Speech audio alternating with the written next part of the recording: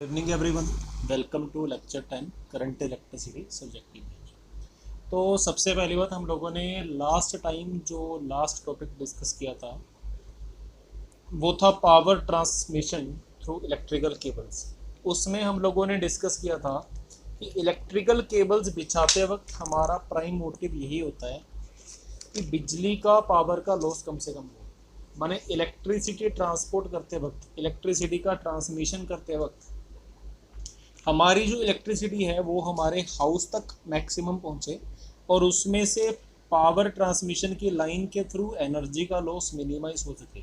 और एनर्जी के लॉस को मिनिमाइज करने के लिए हमने इसके थ्रू पावर को मिनिमाइज किया था।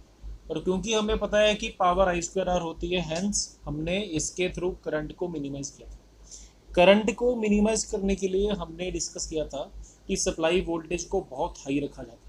सप्लाई वोल्टेज हाई होने की वजह से करंट बहुत कम होता है, जिसकी वजह से ट्रांसमिशन केबल्स में जो डिसिपेटेड पावर होती है वो बहुत कम हो जाती है, जिसकी वजह से एनर्जी की वेस्टेज बहुत कम हो जाती है। ठीक है, तो ये जो आर्टिकल था ये इस पेज पर ख़त्म होता है।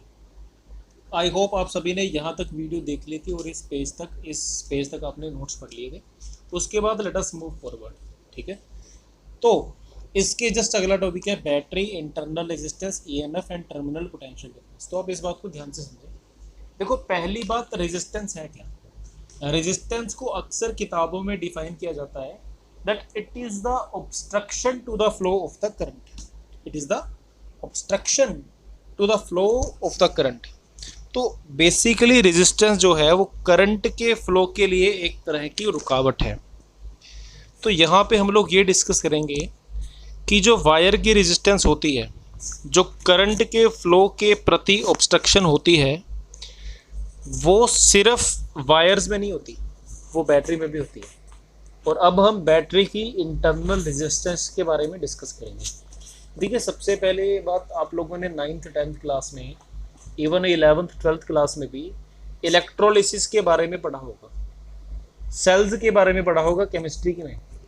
तो केमिस्ट्री में आप लोगों ने पढ़ा होगा कि इलेक्ट्रोलिसिस के प्रोसेस के दौरान एक एनायन होता है, एक कैटायन होता है। इन जनरल जो एनायन होता है, एक कैथोड होता है, एक एनोड होता है। इन जनरल जो एनोड होता है उसकी ओर एनायंस आते हैं और जो कैथोड आता है उसकी ओर कैटायंस आते हैं। सपोज करें ये मेरा कैथोड है C, ये मेरा एनोड है A। तो कैथोड की तरफ कैटायन जाएंगे, माने Na पॉजिटिव आएगा, ये उनको इलेक्ट्रॉन दे सकता है। तो कैथोड के पास एक्स्ट्रा इलेक्ट्रॉन्स होते हैं, ये कैटायंस को इलेक्ट्रॉन देता है। जो एनोड होता है उसके पास एनायंस आते हैं, माने Cl नेगेटिव आते हैं और ये उनसे इलेक्ट्रॉन खींचता है। यही होता है ना। तो बेसिकली किसी भी सेल में, किसी भी सेल को वर्क करने के लिए उसमें आयंस का मोशन जरूरी होता है। तो यहाँ पे आप फर्स्ट लाइन से पढ़ना शुरू करें। कोई भी जो सेल होता है या बैटरी होता है वो आयंस की मूवमेंट के बिना वर्क नहीं कर सकता। आपको पता है, आप सबके घर में इन्वर्टर होगा, तो इन्वर्टर की चार्जिंग डिस्चार्जिंग करनी पड़ती है, उसके लिए इन्वर्टर की बैटरी होती है ना। आप जिसके भी घर में इन्वर्टर होगा, आप लोग एक बात नोटिस करें, इन्वर्टर अलग पड़ा होता है, उसकी बैटरी अलग पड़ी होती है और वो बैटरी बहुत भारी होती है।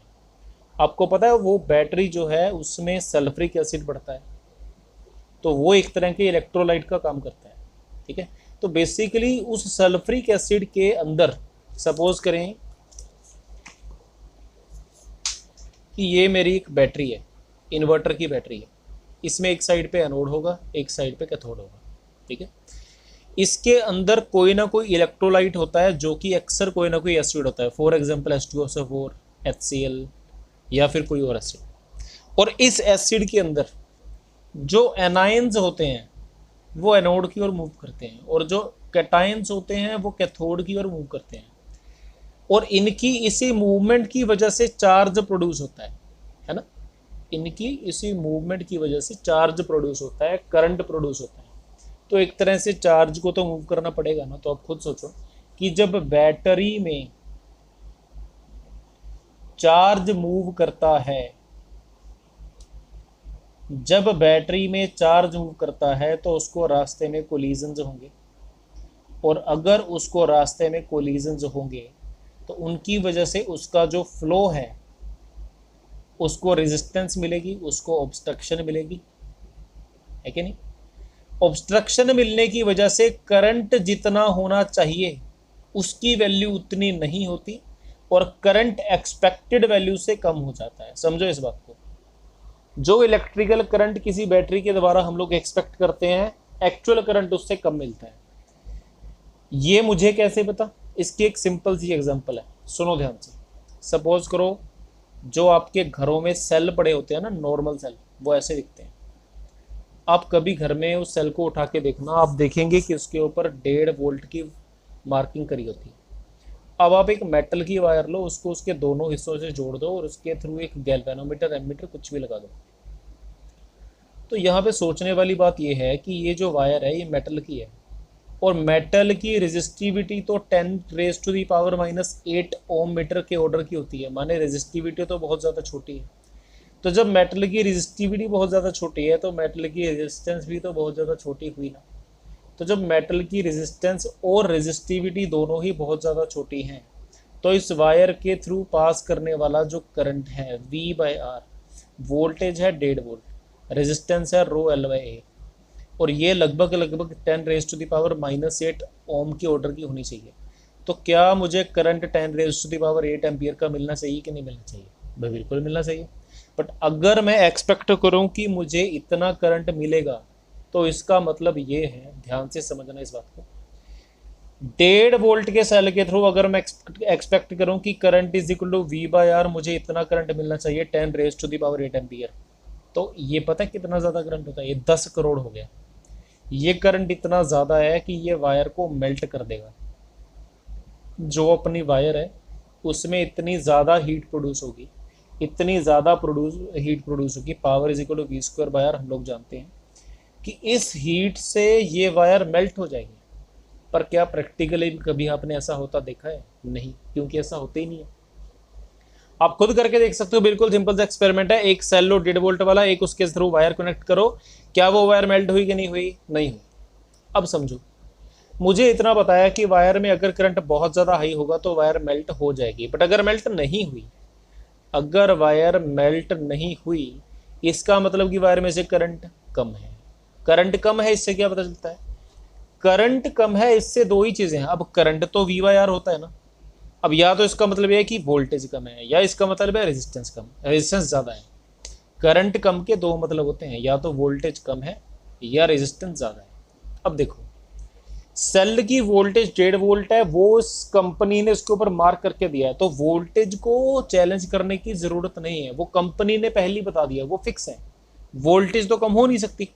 तो क्या कंक्लूजन निकलता है कि रेजिस्टेंस हमारी उम्मीदों से ज़्यादा है। कहने का मतलब, हमने सेल के अक्रॉस एक वायर लगा के उम्मीद रखी थी कि रेजिस्टेंस 10⁻⁻8 ओम की होगी, रेजिस्टेंस बहुत छोटी होगी तो वायर मेल्ट हो जाएगी, क्योंकि हमें तो ये था कि रेजिस्टेंस मेटल की है और मेटल की रेजिस्टेंस तो बहुत छोटी होती है। बट प्रैक्टिकली ऐसा कुछ भी हुआ नहीं। तो इससे जजमेंट ये होती है कि रेजिस्टेंस हमारी उम्मीदों से बहुत ज़्यादा है। अब आप ये समझें कि रेजिस्टेंस हमारी एक्सपेक्टेशन से बहुत ज़्यादा क्यों है। रेजिस्टेंस इसलिए ज़्यादा है क्योंकि रेजिस्टेंस सिर्फ वायर में नहीं होती ना, रेजिस्टेंस सेल में भी होती है, रेजिस्टेंस बैटरी में भी होती है। और इसी रेजिस्टेंस को सेल की या बैटरी की इंटरनल रेजिस्टेंस बोला जाता है। इंटरनल रेजिस्टेंस, समझ रहे हैं? इसको याद रखें इस टर्म को। इसका सिंबल होता है स्मॉल r, छोटी r। ठीक है। तो हर बैटरी में, हर सेल में एक इंटरनल रेजिस्टेंस होती है। अगर मैं चाहूँ कि मैं इसको डिफाइन करूँ तो इसकी डेफिनेशन क्या जाएगी? Internal resistance can be defined as the obstruction produced by the electrolyte of the cell itself to the flow of charge. Cell खुद नहीं अपने करंट को रोकता, सेल का इलेक्ट्रोलाइट रोकता है। तो सेल का इलेक्ट्रोलाइट उसके फ्लो ऑफ चार्ज को जितनी ऑब्स्ट्रक्शन पैदा करता है, उसको हम उस सेल की इंटरनल रेजिस्टेंस बोलते हैं। तो इन जनरल जो हम लोग आज तक ऐसा बनाते थे ना, लाइक हमने सेल बना दिया, रेजिस्टेंस बना दिया, एक्चुअली में ये डायग्राम गलत है। ऐसा नहीं होता कि अगर जस्ट वन सेकेंड, ऐसा नहीं होता कि अगर इस सेल के साथ एक रेजिस्टेंस कनेक्ट करी तो सिर्फ यही रेजिस्टेंस है ना। एक्चुअली इस सेल की खुद की अपनी भी कुछ रेजिस्टेंस होती है। हाँ,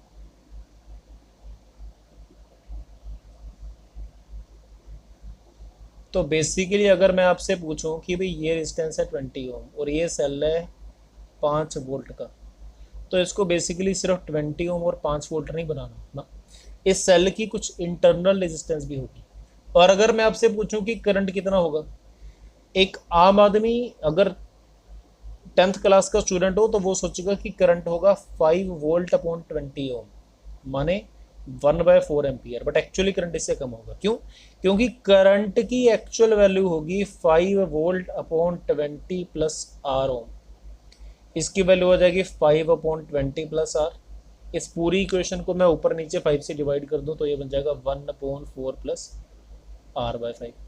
अब ध्यान से देखो, डिनोमिनेटर 4 से थोड़ा ज़्यादा है, क्योंकि डिनोमिनेटर 4 से थोड़ा ज़्यादा है इसलिए करंट की वैल्यू 1/4 से थोड़ी कम है। तो मैंने उम्मीद तो करी थी करंट की 1/4, बट एक्चुअल करंट 1/4 से कम आएगा। सिमिलरली यहाँ पे भी मैं करंट की जितनी उम्मीद करता हूँ, एक्चुअल में सपोज करें कि अगर सेल ने 5 ओम का भी इंटरनल रेजिस्टेंस दे दिया, अगर इस सेल ने 5 ओम का भी इंटरनल रेजिस्टेंस दे दिया, तो एक्चुअल करंट तो 1.5 वोल्ट अपॉन 5 आ गया ना, वो तो 0.3 एम्पियर, वो तो कुछ भी नहीं रहा, है ना। तो इसलिए बेसिकली इंटरनल रेजिस्टेंस कई केसेस में बहुत बड़ा रोल प्ले करती है। So let us study every term in detail now. देखो, हम इस कॉन्सेप्ट को एक एग्जाम्पल के साथ समझेंगे। सपोज करें एक बैटरी है 10 वोल्ट की, उसकी इंटरनल रेजिस्टेंस है 2 ओम, और उसके साथ हमने एक एक्सटर्नल रेजिस्टेंस जोड़ दिया 18 ओम का। तो अगर मैं आपसे करंट पूछूं तो करंट की वैल्यू आ जाएगी 10 volt upon 2 plus 18 is equal to 10 upon 20, तो current is equal to half ampere. अब आप इस बात को आगे समझो। पहली बात, इसको ये जो है ये सेल बैटरी के एक्सटर्नली कनेक्टेड है, बैटरी के दोनों तरफ कनेक्टेड है, इसको मैं बोलता हूं लोड रेजिस्टर, लोड रेजिस्टर, ठीक है। बैटरी का जो maximum potential difference battery supply करती है, जो मैं बोल रहा हूं कि इतने वोल्ट की बैटरी है, इतने वोल्ट की बैटरी है, उसको हम बोलते हैं EMF of the battery, EMF. इसका फुल फॉर्म होता है इलेक्ट्रोमोटिव फोर्स, इलेक्ट्रोमोटिव फोर्स। ये कोई फोर्स नहीं होता, ये होता पोटेंशियल डिफरेंस ही है, ये होती वोल्टेज है, बट इसको बोलते ईएमएफ है, इसको बोलते इलेक्ट्रोमोटिव फोर्स है। तो आपको ये एज इट इज टर्म याद रखनी, ठीक है। खैर, तो हमें अब इलेक्ट्रोमोटिव फोर्स के बारे में समझ में आ गया। और ये जो 2 ओम सेल की रेजिस्टेंस है, इसको हम लोग बोलते हैं इंटरनल रेजिस्टेंस, इंटरनल रेजिस्टेंस। तो ये बेसिकली यहाँ पे 2 ओम है। तो देखो, इंटरनल रेजिस्टेंस 2 ओम है, ईएमएफ 10 वोल्ट है, लोड रेजिस्टेंस 18 ओम है। और अगर मैं आपसे करंट पूछूं, करंट का फॉर्मूला क्या हुआ, तो यहाँ पे करंट का फॉर्मूला हो गया EMF upon small are plus capital R load. Obviously ना, EMF upon small are plus capital R load, यही तो मेरे करंट का फॉर्मूला हुआ। दूसरी बात, ये जो 2 पॉइंट्स हैं A and B, basically battery शुरू और ख़त्म तो यहीं पे होती है ना, तो पॉइंट्स ए एंड बी को हम बोलते हैं terminals of the battery. A is called the positive terminal of the battery, while B is called the negative terminal of the battery। B पीछे वाला टर्मिनल है और A आगे वाला टर्मिनल है, तो these are called the terminals of the battery। अब एक बात इसको समझो कि A और B के अक्रॉस पोटेंशियल डिफरेंस कितना है। देखो, बेसिकली अगर मैं पूछूं लोड रेजिस्टर के अक्रॉस पोटेंशियल डिफरेंस कितना है, VRL, VRL माने लोड रेजिस्टर का पोटेंशियल डिफरेंस, तो इसकी वैल्यू तो IR हुई, तो उसकी वैल्यू हो जाएगी I into load resistor is equal to, अब I की वैल्यू कितनी है, I की वैल्यू है E upon small are plus capital R L into R, है कि नहीं। तो लोड रेजिस्टर के पोटेंशियल डिफरेंस की वैल्यू हुई ERL upon small are plus capital R L, है कि नहीं। तो ये तो हो गया लोड रेजिस्टर का पोटेंशियल डिफरेंस। अब आप एक चीज़ नोट करें, पॉइंट ए भी लोड से कनेक्टेड है और पॉइंट बी भी लोड रेजिस्टर से कनेक्टेड है, तो इनफैक्ट ए और बी का पोटेंशियल डिफरेंस भी लोड रेजिस्टर के पोटेंशियल डिफरेंस के बराबर है। दूसरी बात, अगर मैं बैटरी का डायरेक्ट पोटेंशियल डिफरेंस निकालूं तब भी उसकी वैल्यू VAB, मैं B से यहाँ तक जाऊँगा, यहाँ से A तक जाऊँगा, यहाँ से यहाँ तक अब देखो करंट ऐसे फ्लो कर रहा है, तो मैं करंट की दिशा में गया ना, करंट की दिशा में गया तो वो आ गया minus I are, minus I are. अब यहाँ से यहाँ प्लस की ओर जा रहा हूँ तो मैं क्या लिखूंगा, प्लस सी। देखो मैंने कहा है ना कि ये 10 वोल्ट है, इसको वोल्टेज नहीं बोलते, इसको ईएमएफ बोलते हैं, है ना। तो ए और बी का जो पोटेंशियल डिफरेंस है वो basically plus C minus I R आ गया। तो यहाँ पे आप समझिए मेरे पास दो फॉर्मूले आ गए। पहला फॉर्मूला वी ए बी का पहला फॉर्मूला आ गया ई माइनस आई आर, और वी ए बी का दूसरा फॉर्मूला है V across load resistor is equal to E R L by R plus R L. इसको समझो, इसकी वैल्यू क्या आती है, ये आता है E minus small are into आई की वैल्यू कितनी हुई, ई बाई आर प्लस। अब इसको एलसीएम लेकर सोल्व करना पड़ेगा, तो E into R plus R upon R plus R. देखो इसको मैंने एलसीएम ले लिया, minus E into small r, ये इसका एलसीएम आ गया। तो E into small r, E into small r cancel हुआ, तो ध्यान से देखो ये दोनों वैल्यू सेम आई और आनी भी चाहिए। दोबारा समझो मैंने किया क्या है, ए और बी के क्रॉस अगर मैं यहाँ से पोटेंशियल डिफरेंस देखूँ तो वो plus C minus I R आए, अगर मैं यहाँ से देखूँ तो आई आर एल आए। तो दोनों की मैंने वैल्यू निकाली, दोनों की वैल्यू सेम आई जो कि आनी भी चाहिए। तो ए और बी क्रॉस पोटेंशियल डिफरेंस की वैल्यू ये आ गई, ठीक है। तो अब हम लोग इसको आगे समझते हैं। यहाँ पे हमारे पास कुछ इंपॉर्टेंट कंक्लूजन्स हैं। पहली बात तो आपको ये याद रखनी है कि ईएमएफ और वोल्टेज में फ़र्क क्या है, मैं फ़र्क बता रहा हूँ। अगर मैं आपसे पूछूं कि बैटरी के अक्रॉस एक्चुअल पोटेंशियल डिफरेंस क्या है, तो राजे बैटरी के अक्रॉस एक्चुअल पोटेंशियल डिफरेंस वही होता है जो इसके टर्मिनल्स के अक्रॉस मिलता है, ठीक है। तो बैटरी का एक्चुअल पोटेंशियल डिफरेंस जो है ना, वो टर्मिनल्स का पोटेंशियल डिफरेंस होता है, और इस टर्मिनल्स के पोटेंशियल डिफरेंस की वैल्यू है ई माइनस आई आर, ठीक है। अब अगर मैं आपसे पूछूं ई की वैल्यू कितनी है, तो ई या फिर EMF, it is defined as the maximum possible, it is defined as the maximum possible potential difference across the battery. Yes, it is defined as the maximum possible potential difference across the battery when current across is equal to 0. देखो आप यहाँ पे एक चीज़ समझ लो कि अगर battery के across current increase करेगा, ठीक है, अगर बैटरी के अक्रॉस करंट इंक्रीज करेगा तो उसका पोटेंशियल डिफरेंस कम हो जाएगा, क्योंकि y is equal to C minus M into X वाली इक्वेशन है। तो करंट को जैसे जैसे मैं इंक्रीज कराऊंगा ये पूरी वैल्यू तो कम हो जाएगी ना। तो बेसिकली कहता जब करंट की वैल्यू हो 0 तो जितना पोटेंशियल डिफरेंस आया वो उसकी मैक्सिमम वैल्यू हो जाएगी ईएमएफ। खुद सोचो अगर ये 0 हो जाए तो ई माइनस 0 इंटू समथिंग, तो ई ही आ गया ना। तो कहता जब करंट 0 हो तब जो पोटेंशियल डिफरेंस होता है उसी को ईएमएफ बोलते हैं, और वो पोटेंशियल डिफरेंस की मैक्सिमम वैल्यू होती है। तो ये टर्म आपको याद रखनी है, ठीक है। देखो इनमें एक और पॉइंट मैं बता दूं, जब हम कोई वोल्ट मीटर लगाएंगे या पोटेंशियोमीटर लगाएंगे तो वोल्ट मीटर को यूज करके हम पोटेंशियल डिफरेंस मेजर करते हैं। तो सेल के अक्रॉस जब मैं एक्चुअल में वोल्ट मीटर लगाऊंगा तो मुझे उसका वोल्टेज मिलेगा, टर्मिनल पोटेंशियल डिफरेंस मिलेगा, मुझे ईएमएफ नहीं मिलेगा। ईएमएफ निकालने के लिए मुझे उसका करंट ऑलमोस्ट 0 करना पड़ेगा, करंट 0 करके जो उसका पोटेंशियल डिफरेंस आएगा वो ईएमएफ होता है। ये डिफरेंस आपको याद करना है। अब एक काम करें, वीडियो को और कॉन्सेप्ट को यहीं पे रोकते हैं और हम एक बार सभी की डेफिनेशंस पर एक बार निगाह मारते हैं, ठीक है। तो हम सभी डेफिनेशंस को एक बार समझते हैं। पहली बार कहता है every cell offers resistance to the current that is called its internal resistance.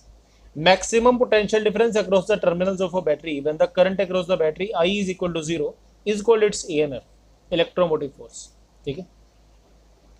उसके बाद करंट की value E by small are plus capital R है, ये हम लोग डिस्कस कर चुके हैं, ठीक है। और लोड रजिस्टर की और ए बी की दोनों की पोटेंशियल डिफरेंस सेम ही है, that is equal to E capital R upon small are plus capital, ठीक है। तो इसमें हम लोग कुछ भी चेंज डिस्कस नहीं कर रहे। इन जनरल जो बैटरी का पोटेंशियल डिफरेंस होता है टर्मिनल्स का, उसकी value E minus I are होती है, और इन जनरल वो ई से लेस होता है। हाँ, अगर बैटरी को चार्ज करें तो वो ज़्यादा हो जाता है, बट उसके ऊपर आज तक कभी क्वेश्चन नहीं आया, so I will not discuss it. But in general battery का टर्मिनल पोटेंशियल डिफरेंस ई से कम होता है। चलिए अब हम लोग कुछ इंपॉर्टेंट ग्राफ्स डिस्कस करेंगे जिनके ऊपर कि सीबीएसई में बहुत सारे क्वेश्चंस आए। एनसीईआरटी और सीबीएसई इन टॉपिक्स के ऊपर क्वेश्चन से भरी पड़ी हैं। अब ग्राफ बेस्ड क्वेश्चंस को डिस्कस करने के लिए हमें ये ग्राफ समझने पड़ेंगे।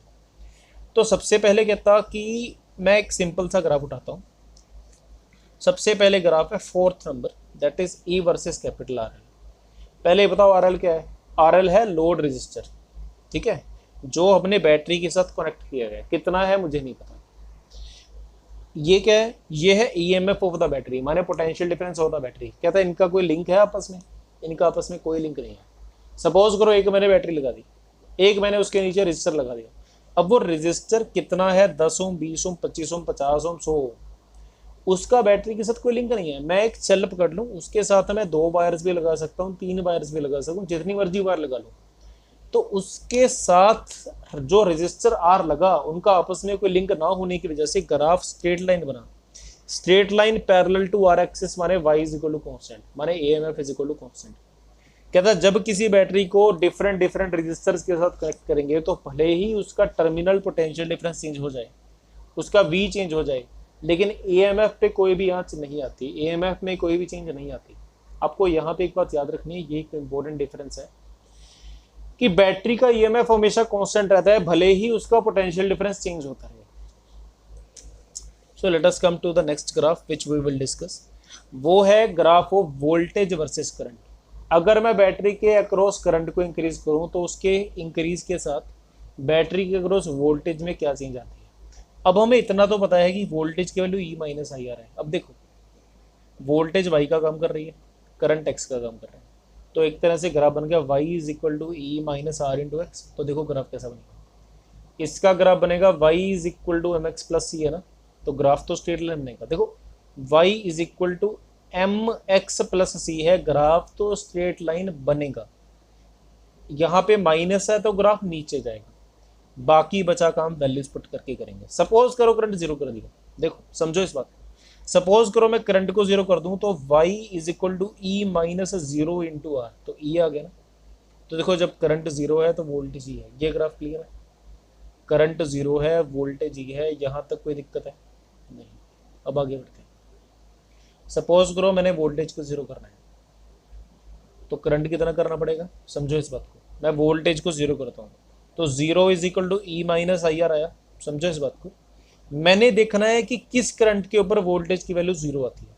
इसको जीरो पुट करूंगा, इसको आई पुट करूंगा, तो zero is equal to E minus I R. I R को इधर ले जाओ, I R is equal to E, R को इधर ले जाओ, तो I is equal to E by R आ गया ना। तो बेसिकली हमारा लिंक ये बन गया कि जब करंट जीरो है तो वोल्टेज ई है, और वोल्टेज जीरो है तो करंट ई बाई आर। तो जब हमें 2 पॉइंट मिल गए तो इनको मिला के हम लोग एक स्ट्रेट लाइन ग्राफ बहुत आसानी से बना सकते हैं। ठीक है, so this is the graph for terminal potential difference. V terminals का मतलब है terminal potential difference versus current graph. ठीक है, so let us discuss now the graph of current versus R. ये मैं आपको खुद नोटबुक पे बना के दिखाऊंगा। ये दो ग्राफ बेसिकली इजी थे, ये हमने मेंटली डिस्कस कर लिया। These are very easy. अगर आपको इनमें दिक्कत है तो आप इनकी वैल्यू पुट करके ग्राफ बना सकते हैं, बट ये ग्राफ्स थोड़े डिफिकल्ट हैं, तो ये ग्राफ्स हम लोग खुद नोटबुक पे बनाएंगे। तो सबसे पहले मैं डिस्कस करूंगा ग्राफ नंबर 1 को, that is current versus external load graph. देखो इस ग्राफ को समझने के लिए मैं वैल्यू पुटिंग से शुरू करना चाहता हूँ। हमें इतना तो पता है कि इसका फॉर्मूला क्या है।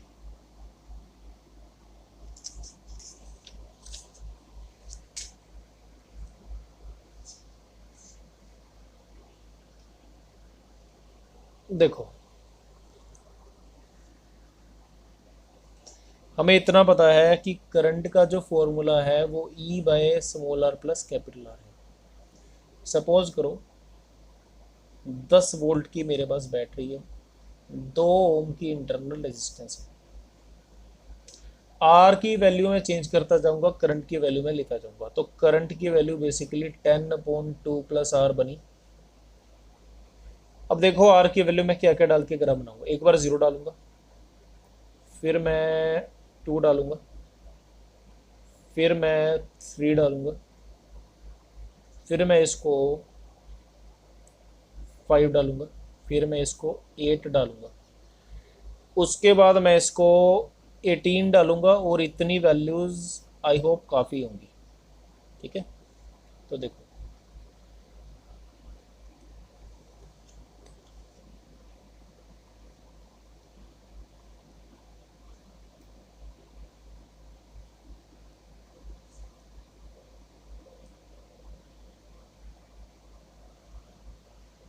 तो देखो ये हमारी फिगर है। Now let us complete the graph. हमारे को 0 डालते हैं तो 10/2 + 0 5 आ गया ना करंट, तो यहाँ से ग्राफ शुरू होते हैं।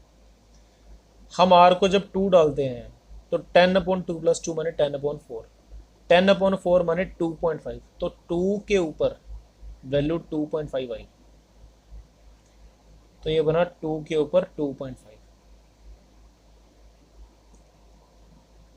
आर 2 है और करंट 2.5, यहाँ पे आर 0 है और जो करंट है, करंट की वैल्यू 5 है। उसके बाद हम आर को अगर 3 डालते हैं तो 10/5 2 आ गया, तो यही वैल्यू। जब हम आर को 5 डालते हैं, नहीं 5 डालने से कोई फ़ायदा नहीं होगा, 6 डाल लेते हैं। आर को 6 डालेंगे तो 10/8 माने 1.25 आ गया, तो 6 डालने पे आ गया 1.25, ये वैल्यू। जब हम आर को 8 डालेंगे तो 10/2 + 8 माने 10/10 दैट इज इक्वल टू 1, तो 8 पे आ गया 1, एग्जैक्ट 1। जब हम 18 डालेंगे तो 10/20 माने हाफ, तो now let us match all these points.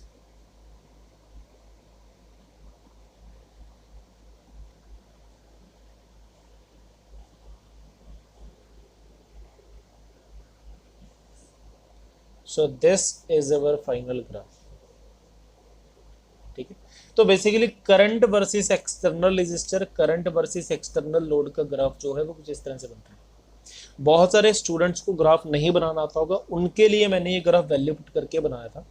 Otherwise इसको बनाने के बहुत सारे तरीके हैं। फॉर एग्जाम्पल हमें पता है I is equal to E by small are plus capital R है। इसको बनाने का सबसे अच्छा तरीका तो ये है, पहली बात ऐसे सोचो, मैंने आर को इंक्रीज करा तो small are plus R increase होगा, ये पूरा इंक्रीज हुआ तो इसका डिनोमिनेटर ऑब्वियसली डिक्रीज होगा। वो वैल्यू पॉजिटिव है, इंक्रीज कर रही है, तो उसका डिनोमिनेटर तो डिक्रीज करेगा। उसको अगर मैं ई से मल्टीप्लाई कर दूं तो ये बन जाएगा E by R plus R, तो ये भी तो डिक्रीज करेगा ना। सुनो ध्यान से, ये इंक्रीज करा तो ये इंक्रीज करा, ये इंक्रीज करा तो इसका डिनोमिनेटर इंक्रीज करा, ये डिक्रीज करा तो दिस थिंग इंटू ई भी तो डिक्रीज ही करेगा, और यही तो बेसिकली करंट है, तो करंट भी तो डिक्रीज करेगा। तो यहां से हिंट मिल जाता है कि आर को इंक्रीज करने से करंट तो डिक्रीज करना चाहिए। दूसरी बात, आर को 0 डालो तो करंट की वैल्यू पक्का ई बाय आर आएगी, पक्का, जैसे यहाँ पे भी 10/2 आई। और आर को इन्फिनिटी डालो तो करंट की वैल्यू 0 आएगी। देखो इन्फिनिटी पे 0 चला गया और 0 पे ई बाय आर आ गया, तो मैच करा दो ग्राफ, कुछ ऐसा बन जाएगा। बाकी ये जो ग्राफ है ये एक तरह के रेक्टेंगुलर हाइपरबोला का ही कॉपी है। तो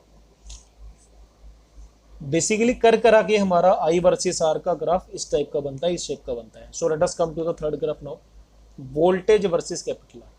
अब वोल्टेज की जो वैल्यू है वो E R by small are plus R होती है। अब इसका ग्राफ समझते हैं। देखो हमें करंट का ग्राफ पता लग गया, अब वोल्टेज पे आते हैं।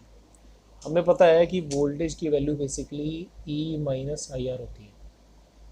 आप खुद सोचो कि जब आर को इंक्रीज करने से करंट डिक्रीज हो रहा है तो आई आर भी तो डिक्रीज होगा ना, क्योंकि इसी को तो बेसिकली स्मॉल आर से मैंने मल्टीप्लाई कर दिया। ध्यान से समझो इस बात को, आर इंक्रीज करा, करंट डिक्रीज करा, करंट डिक्रीज करा तो आई आर डिक्रीज करा, आई आर डिक्रीज करा तो माइनस आई आर इंक्रीज करा। भाई इसके आगे माइनस लग गया, जो वैल्यू पहले डिक्रीज कर रही थी उसका नेगेटिव तो इंक्रीज करेगा ना।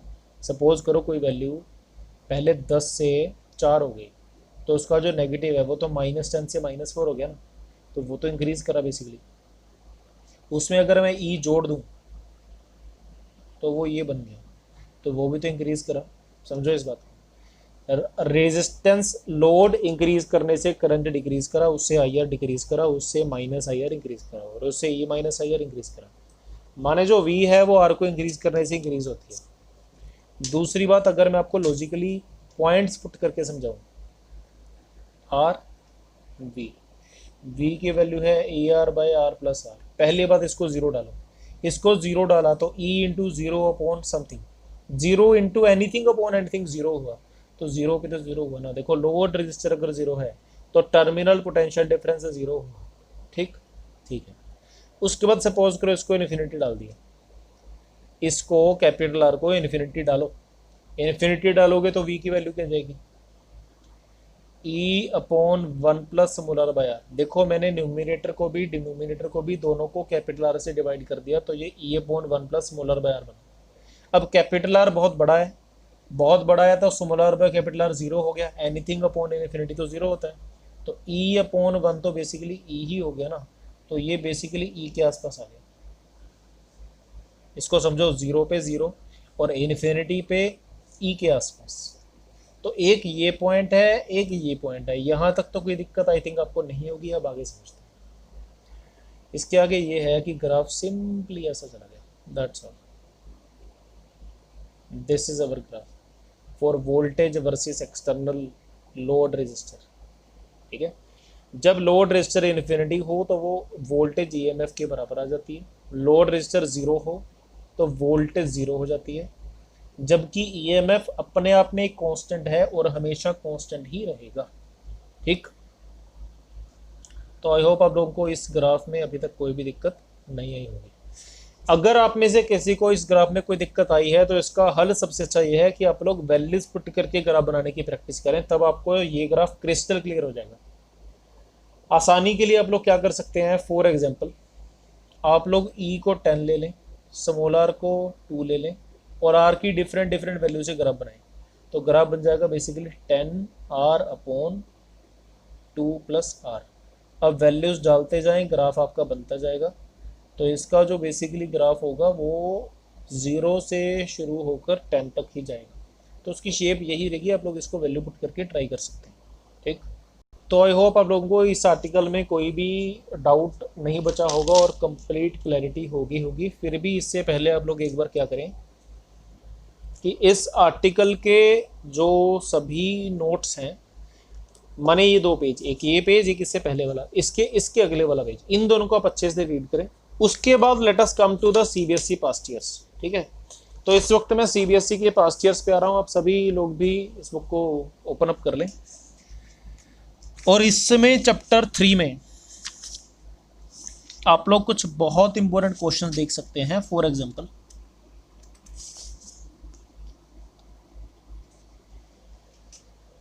कहता the plot of the variation of potential difference across the combination, so not this,